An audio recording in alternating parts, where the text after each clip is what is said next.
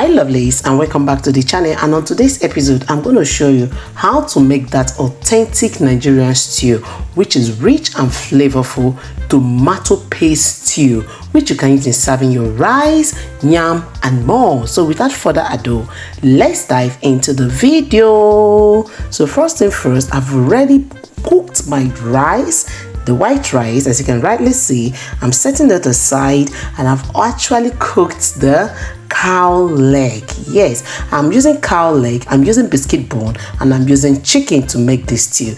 Those are my proteins, and now I'm checking the texture of the cow leg, which was 80% cooked, and here is the tomato blended with tatashe and also onions. So here we are starting with the frying, and I'm pouring in vegetable oil into the pot, and this I will allow to heat up before I fry my onions. That is, I'll be adding in the onions once this oil is hot. Now it is hot, I added in my nicely chopped white onions, and here comes the tomato paste. Remember, before adding the tomato paste, I've already fried these onions for almost 3 to 5 minutes, and here comes the paste I'm adding gradually. Please, as you add, remember you have to use enough vegetable oil to fry your tomatoes so that it fries nicely. How do you know your tomatoes is cooked? That is a tip.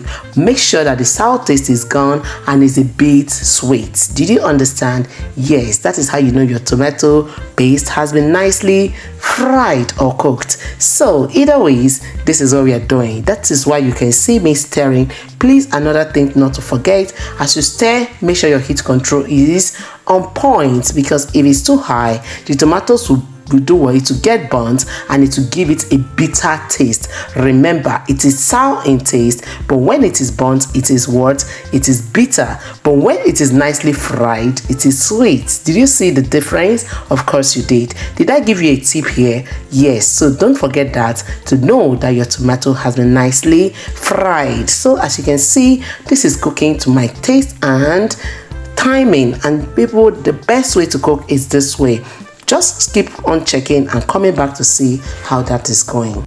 Now the tomato paste has been nicely fried. I'll be adding in dried ingredients, and first thing I squeezed in the seasoning cube, which you can see me squeezing in. After that, I added in my curry powder, as you can rightly see, and after the curry powder, I added in my thyme, as you can see, and I also added in my white pepper, and I also added in black pepper.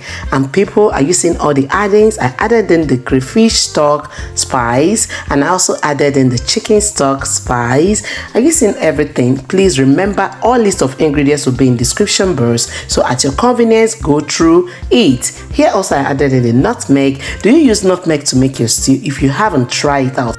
Here is a leftover onion sauce I had, and I poured that in, and then I stirred. And after stirring, people, do you know what you're going to do? You're going to be adding in a blended fresh pepper and garlic. That's what you saw in my blender, and I've crushed that, and now I'm just pouring that also in. Please remember to scoop every scoopable in your blender. So here I poured in the already pre-cooked tomato paste, which includes the tomato, the onions, and the tatashe, or you call it your paprika. Okay, so that is it. So I covered. So at this point, like this video, remember to share, and also leave a resounding comment at the end. And people, remember at this point, adding your salt. And in case you're new to my channel, remember to hit the subscription button, turn on the post notification bell, so that you'll be alerted anytime I upload new videos. You can see how I'm stirring that gradually, and I added in my bay leaves. Did you see that? Yes, that will give it another outstanding aroma. Just remember, this stew can splash, so be careful. Now we are adding in the protein, the cow leg, the biscuit bone, and also the chicken. I actually grilled that chicken without frying it. I seasoned, or you say it's marinated, and then I grilled. That's how I made this chicken that you saw me just adding in. Okay people, so you can see how this is going, and remember, you can use any protein of your choice: the fish, the kidney, the liver, the shaki, the pomo, whatever you deem fit, and remember to add in the stock water. Remember, whenever you're cooking to your taste and preference. Know how you want your stew to be. For me, this is thick enough, and I'm still going to add in the remaining stock water because I'm not stopping at this. Remember, when this cooks up, it will come to be thickened, and that is why I used enough oil to fry at the beginning. So oil police don't come for me. That is what I'm saying. So you can see this is partly ready, but I'm just cooking this slowly so that everything comes in together. If you think you have excess oil on your stew, take it out and then use it for other recipes. See my nicely boiled beans. This beans is looking like it's still strong, but people, it is soft. It is really soft. It didn't break anyhow. It's intact. If you want to see how I make my beans, let me know that in the comment section and I will actually come back to you. So you can see all is ready and we are about to take this down. I'm dishing out and enjoy this part. I'll be back soon.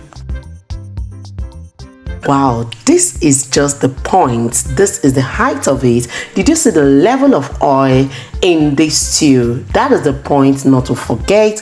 Make sure everything is leveled, and that's when you know you got it right. So people, you can see how this is so inviting. Come and join me and let's take this down together. I didn't have time to start tasting on the screen, so that is why I am signing off right now. Thanks everyone for watching up to this time, and on a good and pleasant note, it will be a great pleasure to have your beautiful and gorgeous looking faces in the next episode of Mom Essy Kitchen and more. Remember, I love you all, but in all, God loves you most. See you all in the next one. Bye bye.